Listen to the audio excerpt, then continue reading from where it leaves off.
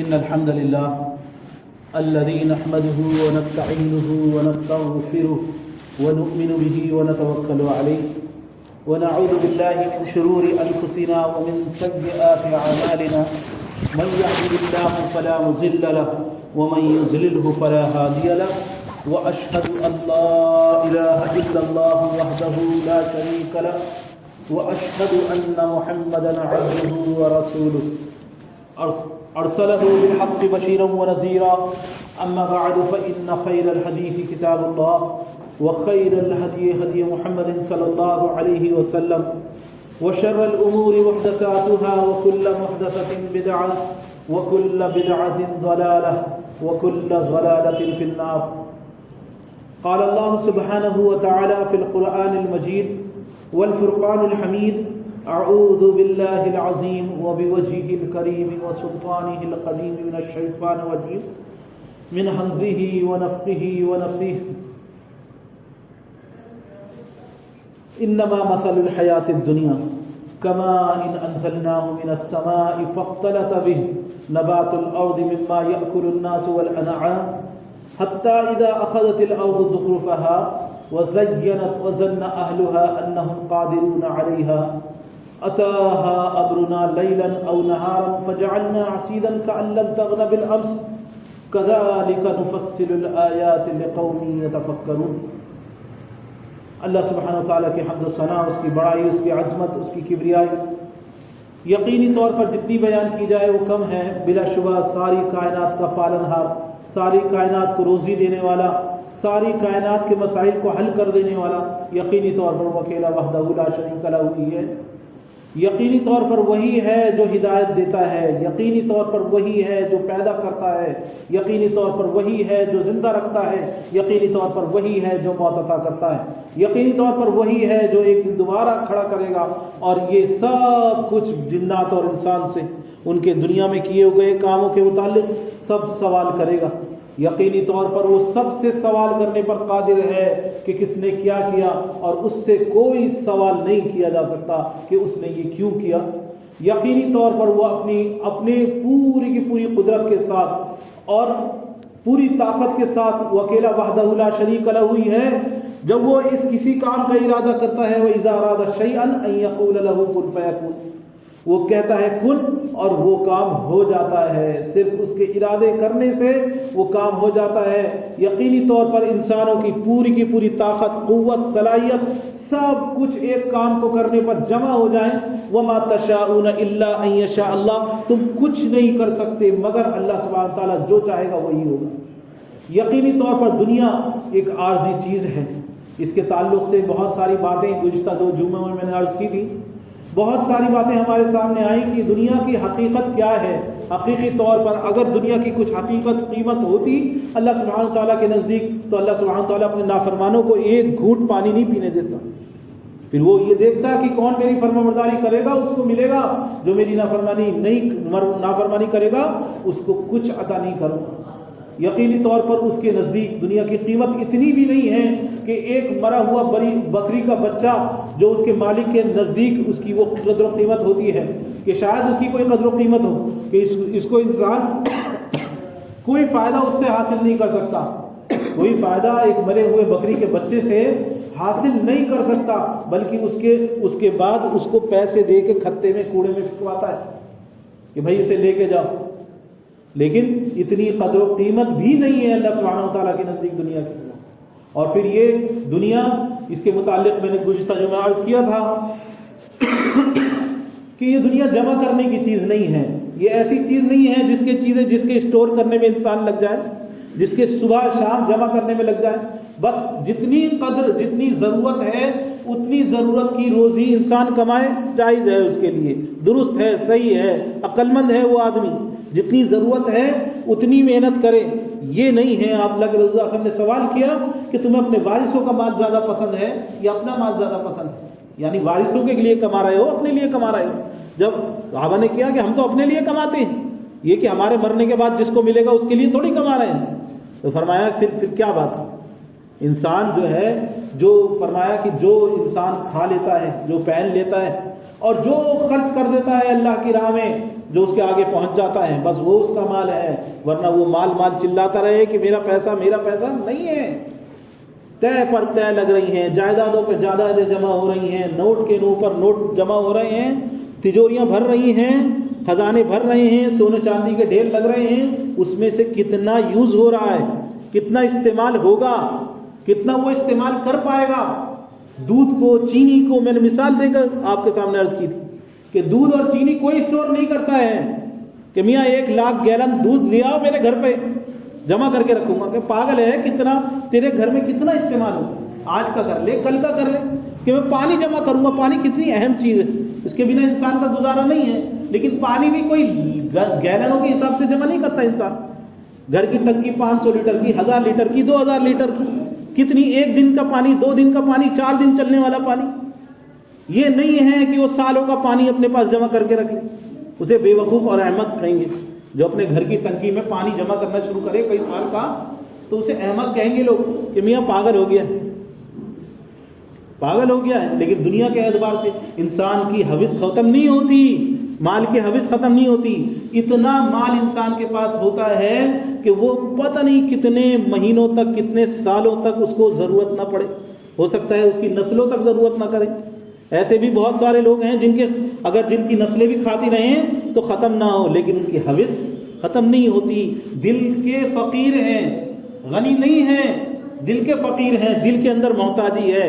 مال خرچ کرتے ہوئے ان کی جان نکلتی ہے. کہاں مال خرچ کرتے ہیں؟ ایسی جگہ پہ مال خرچ کرتے ہیں جہاں ان کا نام ہو، جس سے اس کو فائدہ حاصل ہو. رشتہ داروں پہ، قرابت داروں پہ خرچ نہیں کرتے. ان کو اپنے پاس نظر نہیں آتا، ان کے اوپر خرچ نہیں کرتے، بلکہ مال کو جمع کرنے کی ہرس ہے ان کے اندر، ایک حوث ہے کہ مال جمع کرنا ہے، کرنا ہے، کرنا ہے. تو مال جمع کرنے کا مقصد انسان کے سامنے ہونا چاہیے کہ میں مال کس لیے جمع کر رہا ہوں، کیا میرے یہ استعمال میں آ جائے گا. اور مال ہے، مال کی محبت حقیقتاً ہے کیا؟ کتنا مال جمع کروں، کتنا کروں؟ دنیا کی محبت جو ہے وہ کھینچی چلی جاتی ہے انسان کو. انسان کتنے خیر کے کاموں سے رک جاتا ہے، اور دنیا کی محبت کیسے اس کو آخرت کو نقصان پہنچاتی ہے. حدیث ہے حضرت ابو ہریرہ رضی اللہ تعالیٰ عنہ سے روایت ہے کہ رسول اللہ صلی اللہ علیہ وسلم نے فرمایا،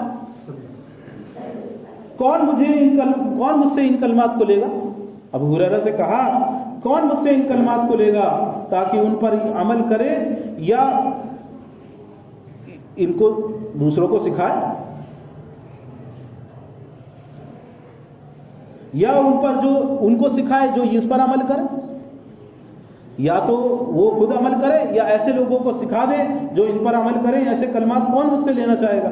ابو ہریرہ رضی اللہ تعالیٰ عنہ فرمانے لگے، یا رسول اللہ میں لوں گا، مجھے بتائیے. تب آپ نے فرمایا، میرا ہاتھ پکڑ کر 5 باتیں مجھے شمار کر کے گن کر 5 باتیں سکھائیں کہ یہ 5 باتیں شمار کر لو، یہ دھیان رکھو. آپ نے فرمایا، حرام کاموں سے بچو. حرام کاموں سے بچو جن سے اللہ نے روک دیا ہے، تو لوگوں میں سب سے بڑے عبادت گزار بن جاؤ. حقیقی طور پر اللہ کی عبادت گزاری، تقویٰ، دینداری اسی میں ہے کہ انسان جن کاموں سے روک دیا گیا ہے ان سے رک جائے. جو کچھ تمہاری قسمت میں لکھ دیا گیا ہے، پھر فرمایا دوسری بات کہ جو کچھ تمہاری قسمت میں لکھ دیا گیا ہے اس پر راضی رہو، تو سب سے زیادہ مالدار بن جاؤ گے، تم غنی بن جاؤ گے. جو مل گیا ہے اس پر قناعت کر لو، جو اللہ تعالیٰ نے تمہاری قسمت میں لکھ دیا ہے اس پر قناعت کر لو. انسان کروڑوں کما رہا ہوتا ہے، لاکھوں کما رہا ہوتا ہے، لیکن اس پر قناعت نہیں ہوتی. انسان کو لگتا ہے کم ہے، میاں کام نہیں ہے. کسی کروڑ پتی کے پاس جاؤ، کہے گا میاں کام دھندہ نہیں ہے. بھائی تو کام دھندے کا کرے گا کیا؟ دوسرا ایک غریب آدمی اگر اس کی طرف دیکھے، بھائی کیا کرے گا، سیٹ آدمی ہے تو کہتا کام دھندہ نہیں ہے. ٹھیک ہے، اس کے حساب سے کام دھندہ نہیں، لیکن اصل غنا جو ہے وہ دل کی غنا ہے. انسان دل سے فقیر رہے، دل سے محتاجی رہے، دل ہی نہ بھرے انسان کا، کتنا ہی کما لے اور دل نہ بھرے تو پھر کیا؟ ایک یہ کہ انسان کو جو مل گیا ہے اللہ نے اسے دے دیا ہے، اس پر اللہ کا شکر ادا کرے. لیکن یہ کہ آدمی ہمیشہ ہمارے تو حال خراب ہے، ہمیشہ روتا ہی رہے، تو وہ روتا ہی رہے گا، اسے کتنے کے کتنے جنگل بھی اٹھا کے سونے کے دے دیے جائیں، وہ روتا ہی رہے گا جس کی رونے کی عادت ہے۔ وہ کبھی شکر ادا نہیں کر سکتا، اور جو شکر ادا نہیں کر سکتا وہ کبھی خوش رہ نہیں سکتا۔ تو فرمایا سب سے زیادہ غنی اور مالدار تمہیں بننا ہے تو جو مل گیا ہے اس پر قناعت کرو، جو اللہ نے لکھ دیا ہے قسمت، تو سب سے زیادہ مالدار بن جاؤ گے۔ اپنے پڑوسی کے ساتھ بھلائی کرو، پڑوسی کے ساتھ بھلائی کرو، سچے مومن بن جاؤ گے۔ حقیقی طور پر ایمان دل کے اندر گھس جائے گا جب انسان پڑوسیوں کے ساتھ احسان کرنا شروع کر دے گا۔ لوگوں کے لیے وہی چیز پسند کرو جو اپنے لیے پسند کرتے ہو، جو چیز تمہیں اپنے لیے پسند ہے وہی دوسروں کے لیے پسند کرو، تو کامل مسلمان بن جاؤ گے۔ ایک مسلمان کامل مکمل طور پر مسلمان بننا چاہتے ہو تو وہی چیز پسند کرنی شروع کر دو لوگوں کے لیے۔ اور زیادہ نہ ہنسو، اس لیے کہ زیادہ ہنسنے والا دل، زیادہ ہنسنے سے دل مردہ ہو جاتا ہے، زیادہ ہنسنے سے دل مردہ ہو جاتا ہے۔ یہ مسند احمد اور سنن ترمذی کی روایت ہے۔ واضح ہو گیا کہ حقیقی طور پر مالداری کیا چیز ہے۔ عمرو بن میمون وہ مرسل روایت کرتے ہیں رسول اللہ صلی اللہ علیہ وسلم سے کہ ایک آدمی کو اللہ کے رسول صلی اللہ علیہ وسلم نے نصیحت فرماتے ہوئے فرمایا کہ 5 چیزوں سے پہلے 5 چیزوں کو غنیمت جان لو۔ 5 کام ہونے سے پہلے 5 کاموں کو غنیمت جان لو۔ اپنی جوانی کو اپنے بڑھاپے کے آنے سے پہلے جوانی مل گئی ہے، اس سے پہلے بڑھاپا آئے، اس جوانی کی قدر و قیمت پہچان لو کہ اللہ تعالیٰ نے تمہیں جوانی دے رکھی ہے، قدر کر لو۔ جوانی کو ویسٹ کر دیا پھر بڑھاپے میں جا کے قدر آئے گی کہ جوانی ویسٹ ہو گئی۔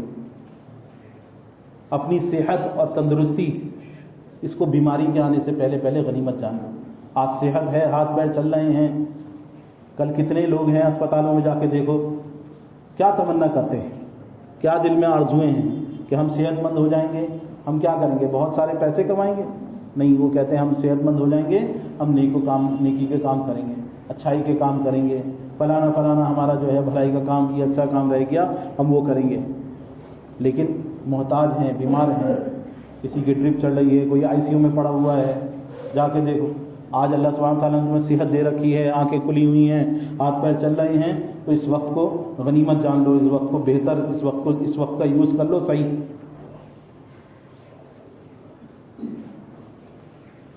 اپنی تونگری کو غنیمت جان لو محتاجی کے آنے سے پہلے۔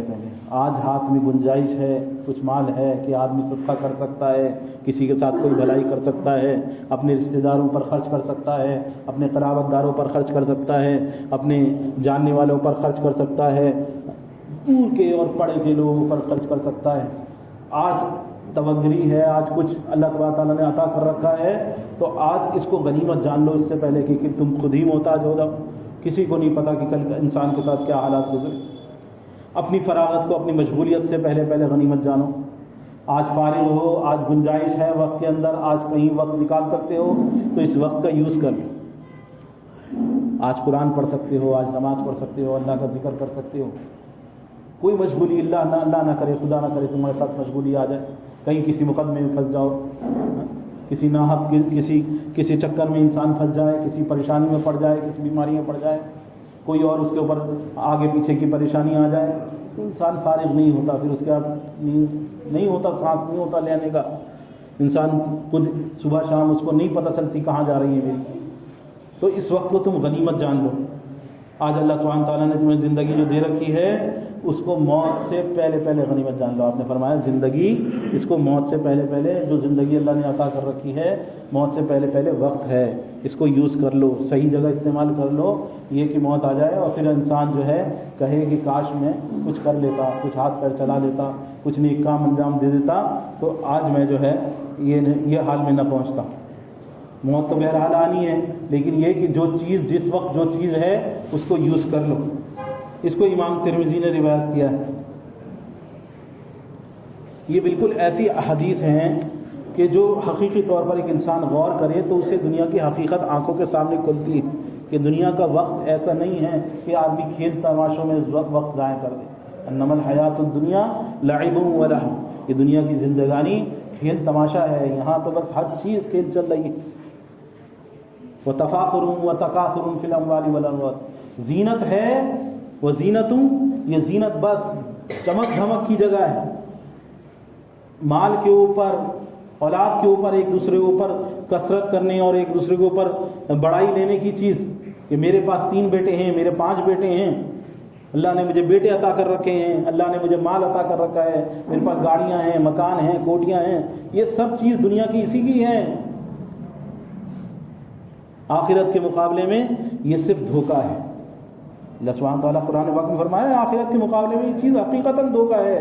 آخرت کی زندگی بہت بڑی ہے کہ ایک انگلی کو ڈالو پانی میں اور نکالو، پھر کتنا پانی آ گیا تمہاری انگلی میں، اور دنیا کے سارے سمندروں میں جتنا پانی ہے اس کے مقابلے میں جتنا پانی تمہاری انگلی میں آ گیا، یہ دنیا ہے، اور یہ جتنا کچھ دیکھ رہے ہو یہ آخرت ہے۔ آخرت کے مقابلے میں کچھ نہیں آیا تمہارے پاس، وہ زندگی کبھی ختم ہونے جانے والی نہیں ہے۔ عبداللہ بن مسعود رضی اللہ تعالیٰ عنہ سے روایت ہے کہ رسول اللہ صلی اللہ علیہ وسلم نے فرمایا کہ تم لوگ جائیدادیں نہ بناؤ، تم لوگ جائیدادیں نہ بناؤ کہ تم لوگ دنیا کے حصول میں رغبت کرنے لگو۔ اس کو امام ترمذی اور امام بہقی نے شعب الایمان میں اور امام حاکم نے مستدرک میں بیان کیا ہے۔ جائیدادیں جتنی ضرورت ہے وہی مقصد ہے، جتنی ضرورت ہے اتنی مال اتنا جائیداد انسان جمع کرے، یہ نہیں ہے کہ صبح شام بس ذہن میں یہی چلتا رہے وہاں کی پراپرٹیاں، یہاں کی پیسے، یہاں سے کمانا ہے، یہاں سے لینا ہے، یہاں سے وہ کرنا ہے۔ زندگی کا مقصد کیا بنا لیا تم؟ اگر ہر وقت صبح شام تمہارے دماغ میں اگر دنیا ہی چلتی رہے گی تو آخرت کو پھر کیا ہوگا؟ نقصان ہوگا، آخرت کو فائدہ نہیں ہونے والا، اور آخرت کا نقصان جسے ہو گیا اس نے بڑا نقصان اٹھایا ہے۔ واضح الفاظ ہیں اللہ کے رسول صلی اللہ علیہ وسلم۔ ابو موسیٰ اشعری رضی اللہ تعالیٰ عنہ سے روایت ہے، آپ نے فرمایا من احب الدنیا، جس نے دنیا سے محبت کی، اضر، اس نے نقصان پہنچایا بآخرت، اپنی آخرت کو نقصان پہنچائے گا۔ جو دنیا سے محبت کرے گا یقینی طور پر طے شدہ بات ہے اس کی آخرت کو نقصان پہنچے گا۔ ومن احب آخرہ اضر بالدنیا، اور جس نے آخرت سے محبت کری، آخرت کے لیے قدم اٹھایا، اس کی دنیا کو نقصان پہنچے گا۔ آخرت کے لیے قدم اٹھاؤ گے، وقت نکالو گے، دین کے لیے وقت نکالو گے، مال نکالو گے، مال خرچ کرو گے، کس کو نقصان پہنچے گا؟ دنیا کو نقصان پہنچے گا، طے شدہ بات۔ فاضل ما یبقى علی ما ینفع، جو چیز باقی، آپ نے فرمایا کہ جو چیز، لہذا تم لوگ باقی رہنے والی دائمی آخرت کو فنا ہونے والی دنیا پر اس پر فوقیت دو، ترجیح دو۔ جو چیز باقی رہنے والی ہے، جو چیز ختم نہیں ہوگی، یہ لائف ٹائم انویسٹمنٹ جسے کہا جاتا ہے، ایک بار خرچ کر لو اس کے بعد کبھی نہیں لگے گا اس کے اندر پیسہ، اس کے اندر کبھی مال نہیں لگے گا۔ لائف ٹائم انویسٹمنٹ ایک لفظ استعمال کیا جاتا ہے، تو یہ لائف ٹائم انویسٹمنٹ نہیں، ابدی انویسٹمنٹ ہے۔ یہ تمہارا وقت، تمہارا مال، تمہاری جان جو تم آخرت کے اعتبار سے انویسٹ کرو گے، آخرت کے حساب سے خرچ کرو گے، وہ ابدی ہے، کبھی ختم نہیں ہوگا۔ وہ وقت، وہ مال کبھی ختم نہیں ہوگا۔ دنیا کا مال تو یہ ہے کہ فل لگایا، پھر تھوڑے دن بعد پھر وہ مرمت مانگے۔ دنیا میں مکان بنا لیا، کتنا ہی بہترین مکان بنا لو، ابدی نہیں ہوتا۔ بہترین انفراسٹرکچر ابدی نہیں ہوتا، مال ابدی نہیں ہوتا۔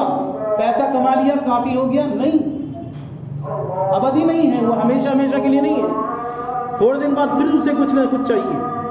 لیکن یہ جو مال جو تم نے اللہ کی راہ میں خرچ کر دو گے، جو مال جو تم آگے بھیج دو گے، جو اپنا وقت جو اللہ کی عبادت کے اندر لگا دو گے، وہ ابدی ہے، ہمیشہ ہمیشہ کے لیے ہے۔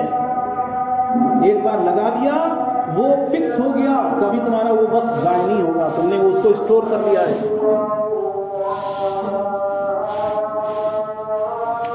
حضرت کعب بن مالک رضی اللہ تعالیٰ عنہ سے روایت ہے کہ رسول اللہ صلی اللہ علیہ وسلم نے فرمایا، 2 بھوکے بھیڑیے، ایک تو بھیڑیے اوپر سے بھوکے بالکل، جنہیں بکریوں کے ریوڑ میں بھیجا جائے، ایک بکریوں کا جھنڈ ہے، اس کے اندر 2 بھوکے بھیڑیوں کو بھیج دیا جائے، وہ بکریوں کو اتنا نقصان نہیں پہنچا سکتے جتنا نقصان آدمی کے مال اور جان کی حرص، یعنی مال کی جو جان کی، مال جان و مال کی جو حرص جو ہے انسان کو، جو اس کی حوث ہے، وہ جتنا نقصان اس کے دین کو پہنچاتی ہے اتنا نقصان نہیں پہنچا سکتے دو بھوکے بھیڑیے اگر بھیڑوں کے جھنڈ کے اندر ان کو چھوڑ دیا جائے.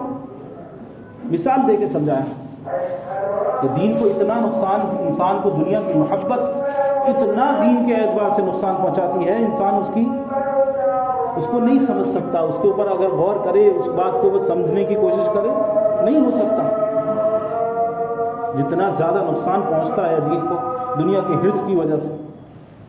سہل بن سعد رضی اللہ تعالیٰ عنہ روایت کرتے ہیں، انہوں نے بیان کیا کہ ایک آدمی آیا اور عرض کیا اللہ کے رسول مجھے کوئی ایسا عمل بتائیے جب وہ میں کروں تو اللہ تعالیٰ مجھ سے محبت کرے اور لوگ بھی مجھ سے محبت کرنے لگے، لوگوں کی بھی محبت مل جائے، لوگوں کی بھی میں پسندیدہ ہو جاؤں کہ ہاں جی یہ لوگوں کے نگاہ میں بھی میں پسندیدہ بن جاؤں اور اللہ کی نگاہ میں بھی پسندیدہ بن جاؤں. ایسا کوئی عمل بتا دیجیے مجھے. آپ نے فرمایا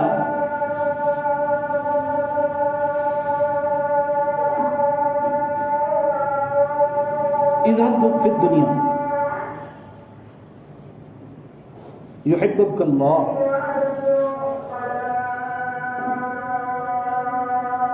اذهب دنیا زاہدانہ دنیا کے اعتبار سے زاہد بن جاؤ. زاہد ہو جانا یہ نہیں ہوتا سنیاس لے لینا کہ میاں دنیا کو کہہ رہے ہو آپ چھوڑ دو تو کیا کھانا کمانا چھوڑ دیں، بیوی بچوں کا دھیان کرنا چھوڑ دیں، سب کچھ جا کے چھوڑ چھاڑ کے جنگل میں نکلنا ہے. آپ فرما رہے ہیں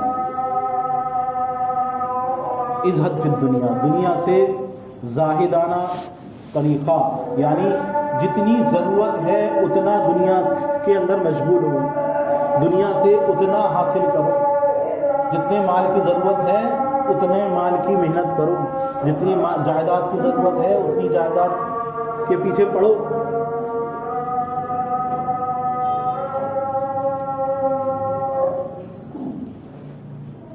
یحبک اللہ سبحانہ تعالیٰ تم سے محبت کرنے لگے گا. اگر تم نے ایسا کام کیا کہ دنیا کے اعتبار سے اس کا زہد اختیار کیا، دنیا کا زہد، اس کے اندر جتنی ضرورت ہے اتنا اس کو پیچھے پڑے، تو پھر نتیجہ کیا نکلے گا؟ اللہ سبحانہ تعالیٰ تم سے محبت کرنے لگے گا. وَإِذْهَبْ فِي مَا عِنْدَ النَّاسِ، اور جو کچھ لوگوں کے پاس ہے اس سے بھی زہد اختیار کر لو. انسان کی جو رال ٹپکتی رہتی ہے دیکھ دیکھ کے لوگوں، ابھی اس کے پاس اتنا ہے، ارے اس کے پاس تو اتنا ہے، ارے اس کی تو اتنی ایسی گاڑیاں، اس کی تو ایسی کوٹیاں. میاں ہم نے بنایا کیا؟ ہمارے پاس تو بس 4 کوٹیاں ہیں، اس کے پاس تو 10 12 کوٹیاں ہیں. ہم کماتے کتنا ہیں؟ 1 کروڑ تو کماتے ہیں، میاں وہ تو 10 کروڑ کما رہی ہے. یہ جو حرص ہے نا، انسان چاہے یہ ایک معاملہ 1000 والے کا بھی یہی ہے، لاکھ والے کا بھی یہی ہے، کروڑ والے کا بھی یہی ہے، دل کا فقیر ہے. ہم کماتے کتنا ہے بھائی؟ 1000 روپے روزانہ کے کما لیتے ہیں. میاں لوگ تو لاکھ روپے روزانہ کے کما رہے ہیں، اور جو لاکھ روپے روزانہ کما رہے ہیں ہم تو لاکھ روپے ہی تو کماتے کتنا ہے؟ بس لاکھ روپے. لوگ تو کروڑوں کما رہے ہیں. ہمارے پاس کیا ہے؟ ایک فلیٹ ہی تو ہے اپنا. لوگوں کے پاس دیکھو کوٹیاں بنی، کوٹیاں، میرے پاس ایک کوٹھی تو ہے، لوگوں کی دیکھو 5 اسٹار ہوٹل ہیں، بڑی بڑی بلڈنگیں ان کی کھڑی ہوئی. یہ جو اپنے سے آگے دیکھنے جو لوگوں کے پاس ہے اس کو دیکھ کے جو رال ٹپکاتے ہو، دیکھ دیکھ کے باولے ہوئے جاتے ہو. اللہ کے رسول صلی اللہ علیہ وسلم فرما رہے ہیں عزت فی الناس، اس سے زہد اختیار کرو جو لوگوں کے پاس ہے. فیما عند الناس یحبک الناس، تو لوگوں کے نزدیک بھی پسندیدہ بن جاؤ گے. جب دیکھو گے کہ لوگوں کے مال کی طرف تمہاری نگاہ نہیں ہے تو لوگ بھی تم سے محبت کرنے لگیں گے. تمہیں اگر لوگوں کا مال نظر نہیں آتا، لوگوں کی جیب پہ نگاہ نہیں رہتی ہے تو لوگ تمہیں اچھا سمجھیں گے. لیکن یہ کہ تمہاری نگاہ ہر ایک کی جیب پر پڑی رہے کہ اس سے کیسے حاصل کر لوں، اس سے کیسے نکلوا لوں، نہ اللہ کے نزدیک انسان اچھا بن سکتا ہے نہ لوگوں کے نزدیک اچھا بن سکتا ہے. عبداللہ ابن مسعود رضی اللہ تعالیٰ عنہ روایت فرماتے ہیں کہ رسول اللہ صلی اللہ علیہ وسلم نے آپ ایک مرتبہ ایک چٹائی پر سوئے ہوئے تھے. آپ اٹھے تو آپ کے جسم پر چٹائی کے نشان پڑ گئے. تو حضرت عبداللہ بن مسعود رضی اللہ تعالیٰ عنہ نے عرض کیا، اے اللہ کے رسول، اگر آپ ہمیں حکم دیں تو ہم آپ کے لیے بستر بچھا دیں، یعنی گدا وغیرہ آپ کے لیے نرم گدا تیار کر کے وہ بچھا دیتے ہیں آپ کے لیے. چٹائی پر لیٹے ہوئے ہیں اور جسم پر نشان پڑ گئے ہیں، کوئی بڑھیا چیز تو ہے نہیں سونے کی، تو ایک گدا بچھوا دیتے ہیں آپ کے لیے، گدا بنا کے آپ اس پر لیٹیے آرام سے، بستر بچھا دیں. فرمایا کہ مجھے دنیا سے کیا اثر ہوگا؟ بھائی مجھے دنیا سے کیا مطلب؟ میں تو دنیا میں اس سوار کی طرح ہوں جو ایک درخت کے نیچے سایہ حاصل کرنے کے لیے رکتا ہے. ایک سوار ہے، گھوڑ سوار ہے یا کسی گاڑی پر سوار ہے، وہ آ کے ایک درخت کے نیچے سایہ حاصل کرنے کے لیے رکا، پھر چل دیا اور اس درخت کو اس نے چھوڑ دیا. یہ احمد، ترمذی، ابن ماجہ، مستدرک حاکم کی روایت. کیا معنی کہ دنیا حقیقتاً ایسی چیز نہیں ہے جس میں آپ نے جمع تو کر لیا مال ڈھیر سارا، بس اسی کی کو سجانے کے لیے لگ گئے ہیں. کیا آپ مسافر؟ دنیا آپ کی رہنے کی جگہ نہیں ہے، یہاں آپ نے نہیں رہنا ہے. تو جتنی محنت آپ یہاں پہ اس کو سجانے میں کر رہے ہیں، اس کو اللہ کے رسول نے بہت آرام سے سمجھا دیا کہ ایک سوار جو ایک راستے میں پڑنے والے درخت کے سائے کے اندر سایہ حاصل کرتا ہے. ضرورت ہے، گرمی لگ رہی ہے، دوپہری کا وقت ہے، گرمی کی دوپہر ہے، ایک درخت کے نیچے سایہ حاصل کرا. اب یہاں کیا کرے گا؟ انٹیریئر بنوائے گا، بھائی یہاں پہ گدے بچھواؤ اور یہاں پہ اے سی لگواؤ، یہاں پہ باقاعدہ کیبن بنواؤ. ایسا کرتا ہے؟ کوئی نہیں کرتا. درخت کا سایہ حاصل کیا، یہاں جگہ صاف ہوئی نہیں ہوئی، کچی زمین ہوئی ٹھیک ہے، پکی ہوئی ٹھیک ہے، بینچ لگی ہوئی ٹھیک ہے، نہیں لگی ہوئی ٹھیک ہے، جیسی بھی ہے انسان نے جس طرح جیسے تیسے گزارا کر لیا اور آگے چل دیا. تو یہ دنیا کی زندگانی ہے، یہاں جو حاصل ہو گیا ہے بس اس پر قناعت کر لو. اس کو سجانے سنوارنے کے چکر میں مت پڑو. یہ تمہارے پاس ابدی نہیں رہنے والی، تمہارے ہاتھ میں رہنے والی نہیں ہے. ایسا نہیں ہے کہ تم دنیا کے اندر تم سوچ رہا ہو کہ ماں بہت زیادہ آرام کی چیزیں کر لیں گے تو یہاں پہ کوئی آرام کرنے کو آپ کو مل جائے گا. آپ کو چلنا ہے آگے. آپ مسافر ہو. ایک مسافر، ایک ٹریول کرنے والا، وہ اپنے ساتھ ایک چھوٹا سا بیگ رکھنے کی پسند کرتا ہے. جو عام طور پر ٹورز پر جاتے رہتے ہیں ان لوگوں سے پوچھیے، وہ یہ چاہتے ہیں کہ چھوٹے سے چھوٹا میرے ساتھ سامان ہو تاکہ پرابلم انہیں کم سے کم ہو. یہ نہیں کہ وہ سارا کا سارا سامان جتنا گھر کا سامان ہے اور آسائش کا جتنا ضرورت کا بے ضرورت کا سامان ہے وہ سب کچھ جمع کر کے سب چلو. گھر کا اے سی بھی اتار لو، سب چیزیں اتار لو، چلو بھائی راستے میں ہوا کھاتے ہوئے جائیں گے. نہیں تھوڑی دیر یار گرمی ورمی برداشت کر لیں گے جیسے بھی ہوگا. ہاں کم سے کم میں چلو، جو کم سے کم سامان ہے وہ لے کے چلو. کھانے پینے کا سامان بھی دیکھیں گے، جہاں ضرورت پڑے گی وہاں لے لیں گے. جو سامان ایسا ہے کہ لے کے چل سکتے ہیں ٹھیک ہے، نہیں تو کھانے پینے کا اگر پانی کی کہیں ضرورت پڑے گی گھر سے کتنا پانی لے کے جائیں گے بھائی، کہاں راستے میں ڈھوئیں گے، پتہ چلے کپڑوں پہ گریا کپڑے بھی خراب. تو ایسا پانی تو کہیں بھی مل جائے گا، پانی لے لیں گے جہاں پہ ضرورت پڑے گی. تو سامان انسان نہیں کرتا اس طرح. لیکن دنیا کی زندگانی کے اندر سب کچھ دنیا کی سارے اس کو سجانے میں انسان لگ جاتا ہے، ڈیکوریٹ کرنے میں لگ جاتا ہے. گھر بنا رہا ہے، اس کے دروازے، اس کے اندر باہر کا انٹیریئر بہترین سے بہترین بنانے کے لیے اپنی دن رات ایک کر رہا ہے، جان لگا رہا ہے، مال کو جمع کر رہا ہے، اس کے اندر حرص کر رہا ہے، جو اس کی جو ہے اس کی محبت اپنے دل میں پیدا کر رہا ہے دن رات اس کے اوپر محنت کر کے. یہ نہیں کرنا چاہیے. مال کمانا برا نہیں ہے، مال کی محبت بری ہے. پیسہ کمانا برا نہیں ہے، پیسے کی محبت بری ہے. جب پیسہ انسان اپنی ضرورت سے زیادہ کمانے کے چکر میں پڑ جاتا ہے، جو مل جاتا ہے اس پر شکر ادا نہیں کرتا اللہ کا، اور ہمیشہ دل کا غریب ہی رہتا ہے، فقیر ہی رہتا ہے، تو پھر وہ دنیا کو، اس کی دین کو نقصان پہنچاتا ہے. اس کی دنیا کو بھلے ہی کوئی فائدہ ہو یا نہ ہو، جتنا نصیب کا ہے اتنا ہی ملے گا. چاہے تم صبح سے شام تک روتے رہو میرے پاس گراہک نہیں آتا، میرا کام نہیں ہے، صبح سے شام تک روتے رہو، صبح سے شام تک ہائے توبہ مچا کے رکھو کہ میرے پاس 4 نہیں ہیں، ایک ہی کوٹھی ہے، میرے پاس ایک ہی فلیٹ ہے، 4 فلیٹ نہیں ہے. صبح سے شام تک روتے رہو، دن رات یہی گانا گاتے رہو، 4 نہیں ہو جائیں گے، ایک ہی رہے گا. ہوگا کیا؟ تمہاری آخرت جائے گی.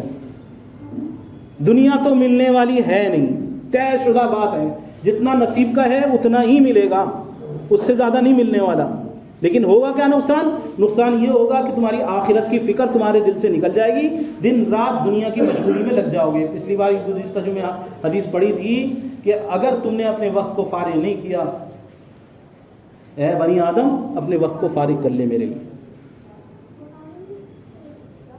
میں تیرے دل کو غنی کر دوں گا، تیرا دل سکون میں آ جائے گا، تو خوشحال بن جائے گا، مالداری تیرے دل میں آ جائے گی اگر تو نے اپنے وقت کو میرے لیے فارغ کر لیا۔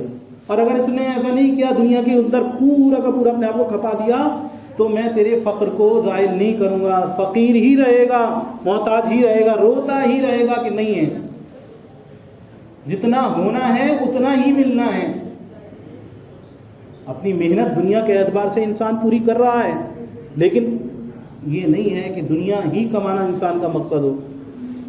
اللہ کرے یہ بات ہماری سمجھ میں آ جائے کہ دنیا اصل نہیں ہے، اصل آخرت ہے، اور آخرت فنا ہونے والی نہیں ہے، دنیا فنا ہو جانے والی ہے۔ دنیا کے اندر کتنا بھی جمع کر لو چھوڑ کے جانا ہے، اور آخرت میں جتنا بھیج دو گے وہ ہمیشہ باقی رہنے والا ہے۔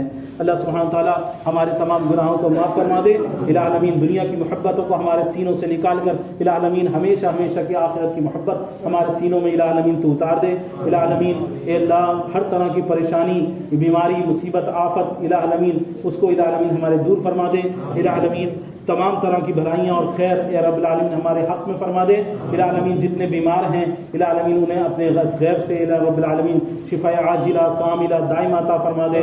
اے رب العالمین جو روزی کے سے پریشان ہیں اے رب العالمین اے اللہ انہیں حلال طیب پاک کشادہ روزی عطا فرما دے۔ الہ العالمین اے اللہ ہر طرح کے مسائل کو اے رب العالمین جن لوگوں نے ہمیں سے دعاؤں کے لیے کہا ہے، کہنا چاہتے تھے کہہ نہیں سکے، یا ان کا ہم پر کسی طرح کوئی حق ہے، اے رب العالمین ان کے بھی تمام مسائل کو اور ہمارے بھی تمام مسائل کو اے اللہ تو بخوبی جانتا ہے۔ الہ العالمین سب کے دل کی جائز مرادوں کو الہ العالمین تو پورا فرما دے۔ اے رب العالمین آخرت کی محبت عطا فرما دے، آخرت کی فکر نصیب فرما دے۔ اے رب العالمین ایمان والی موت عطا فرما دے۔ اے اللہ ہماری موت میں الہ العالمین تو برکت عطا فرما دے۔ الہ العالمین قبر کے عذاب سے الہ العالمین ہم سب کو محفوظ فرما دے۔ اے رب العالمین آخرت کے حساب و کتاب میں اے رب العالمین تو ہماری مدد فرما۔ اے رب العالمین اللہم حاسبنا حسابا یسیرا، اے اللہ ہمارا حساب کتاب اللہ تو آسان فرما دے۔ الہ العالمین جنت الفردوس میں الہ العالمین بنا حساب کتاب کے داخل فرما دے۔ آمین آمین یا رب العالمین۔ استغفر اللہ لقولی ھذا ولسائر المؤمنین من کل ذنب واستغفروا انہ هو الغفور الرحیم۔